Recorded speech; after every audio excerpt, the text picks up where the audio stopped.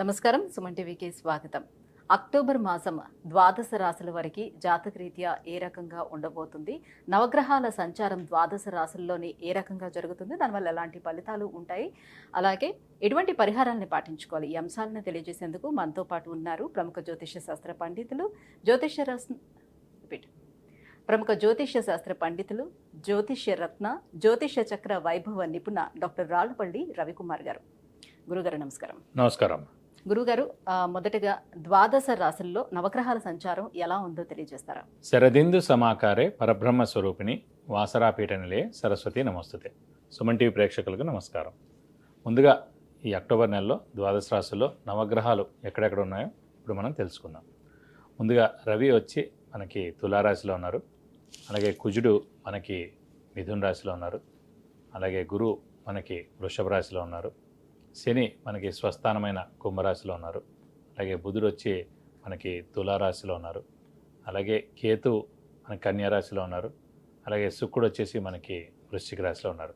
ఈ నవగ్రహాల సంచారం అంతా కూడా మనకి ఈ అక్టోబర్ నెలలో ఇలా కొనసాగుతాయని చెప్పు. గురుగారు, సింహరాశి వారికి ఈ అక్టోబర్ మాసం నవగ్రహాల స్థితిగతులు ఎలా ఉన్నాయి, వాళ్ళ సంచారం ఎలా ఉంది, ఎటువంటి ఫలితాలు ఇస్తున్నాయి వాళ్ళు? సింహరాశి అనగానే మనకి మఖ 1, 2, 3, 4 పాదాలు, పుబ్బ 1, 2, 3, 4 పాదాలు, ఉత్తర 1వ పాదం, ఈ సమూహం అంతా మనకి సింహరాశిలోకి వస్తుంది.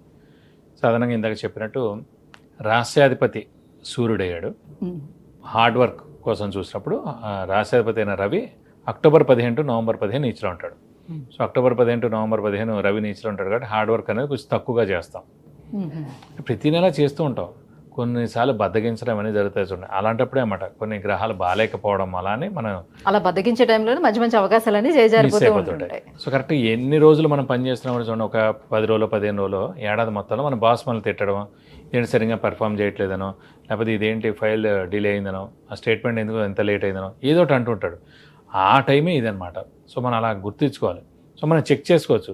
జ్యోతిష ప్రకారం ఏంటంటే ముఖ్యంగా సాధారణంగా జాతకం దేనికి ఉపయోగపడుతుంది అంటే శ్రమ, కాలం, ధనం వ్యర్థం కాకుండా ఉంటుంది. ఫర్ ఎగ్జాంపుల్ ఇలాగ నీచ స్థానంలో మనకి యోగకారకుడు కానీ రాశ్యాధిపతి కానీ దైవబలానికి సంబంధించిన గ్రహం కానీ వస్తున్నాడు అనుకోండి, మనం ముందుగానే అలర్ట్ అయ్యాం అనుకోండి, ఆ నెలలో ఇంకా జాగ్రత్తగా అనుకోండి, ఒక్క మాట కూడా మనం పడక్కర్లేదు.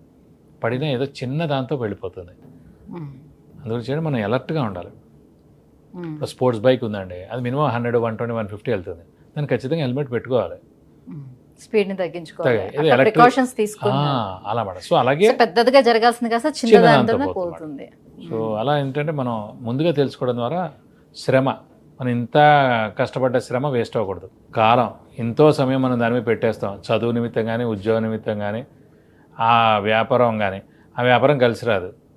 అలాగే మనం చదువు మనకి మ్యాచ్ అయ్యేది కాకపోయి ఉండొచ్చు.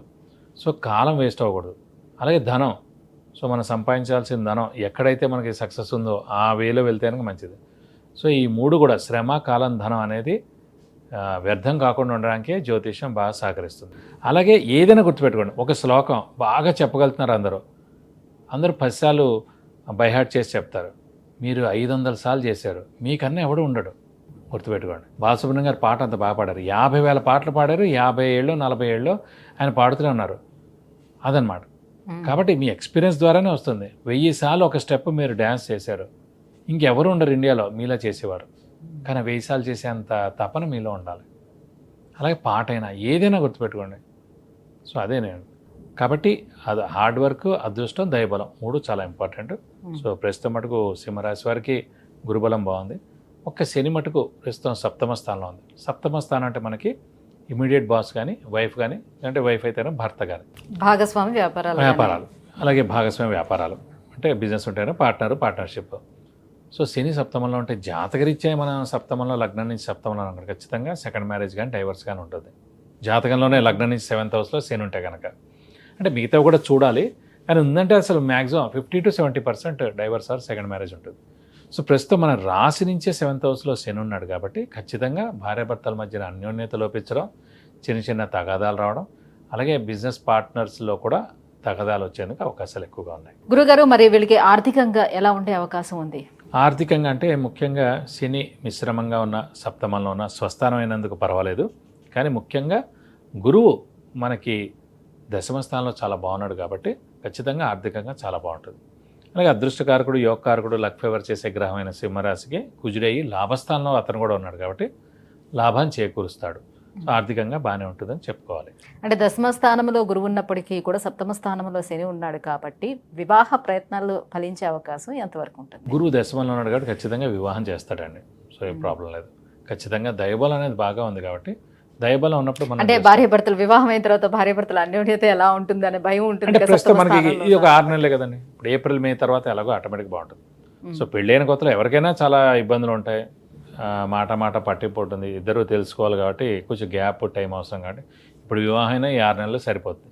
శని వెళ్ళిపోతాడు, మళ్ళీ మారిపోతాడు కాబట్టి పర్వాలేదు. ఇంకా ఎటువంటి పరిహారాలను పాటించుకుంటే సో వీరు కూడా ఖచ్చితంగా శనికి సంబంధించిన పరిహారాలు పాటించాలి. ఎందుకంటే సప్తమ స్థానంలో శని ఉన్నాడు కాబట్టి ప్రతి శనివారం ఉపవాసం ఉండడం, సో ఒక శనివారం రోజు రక్తదానం చేయడం, అలాగే ఆంజనేయ స్వామిని, శివుడిని ఎక్కువగా ఆరాధిస్తే చాలా మంచిది.